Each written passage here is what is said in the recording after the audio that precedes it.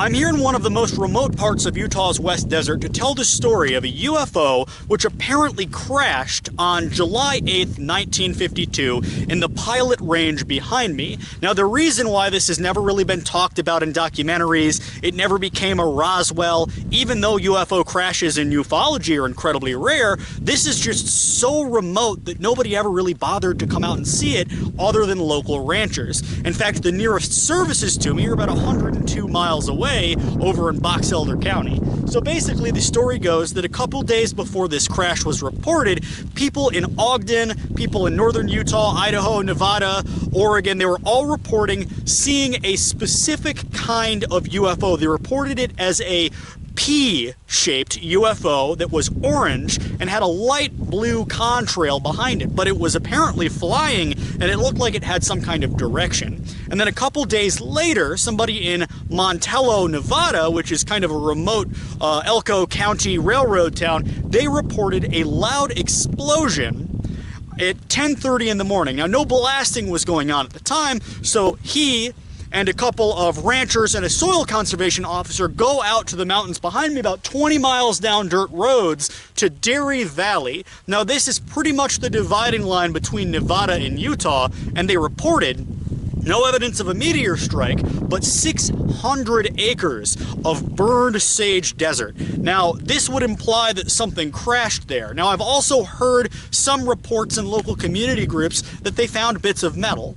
Now, the reason why this is such an important thing is, of course, if something crashes here, it would be incredibly important to see what it was. I mean, meteor or UFO or government's, kind of test craft, either way, it would be very, very important. And speaking of government test craft, you have a World War II base that continued for quite a few years after the war at Wendover, and that would be probably 100 and something miles south of here. So if they were testing anything, it would have come up over the Utah test range, which covers most of the West Desert, and something could have happened here.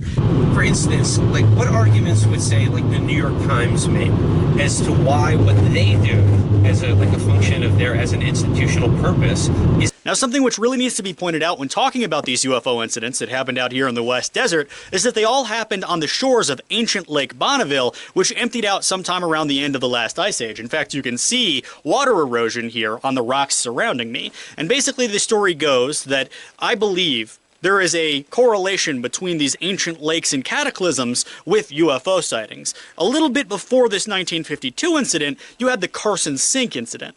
And the Carson Sink incident was one of the most reputable UFO sightings ever made by the military. You had two colonels flying their craft, and these UFOs behave in traditional UFO manner. They come up, they buzz the ships, and they basically make themselves known, they outmaneuver the jets, and they zip off almost like it was a game. And that happened on the shores of ancient Lake Lahontan. And in the same area, you have these fascinating archaeological sites which suggest that the area was inhabited by a sort of boat-using, lake-dwelling culture. Although around the end of the last ice age, these were emptied out. Now they are scattered remnants of what they once were, living out here in the West Desert. Now, I have heard stories of the Navajo and the Hopi talking about the ant people going underground during these cataclysms. Now, I'm not saying it's true, but I am saying that there could be some degree of mythologizing the emptying of Bonneville, and it's interesting to me that pretty much every UFO sighting happens near these early habitation sites. You had the Kenneth Arnold sighting, which happened near the earliest Clovis petroglyphs.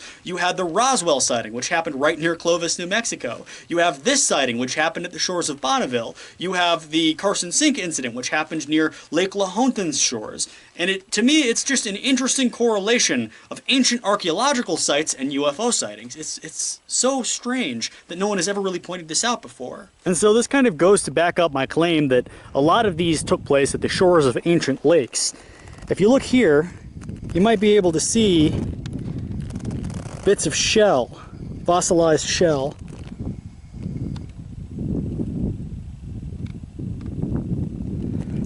And this goes to support my evidence that a lot of these sightings happened at the shores of ancient lakes. This would be at the shores of ancient Lake Bonneville. You can see seashells here, or at least freshwater shells. And behind me is precisely where the crash occurred.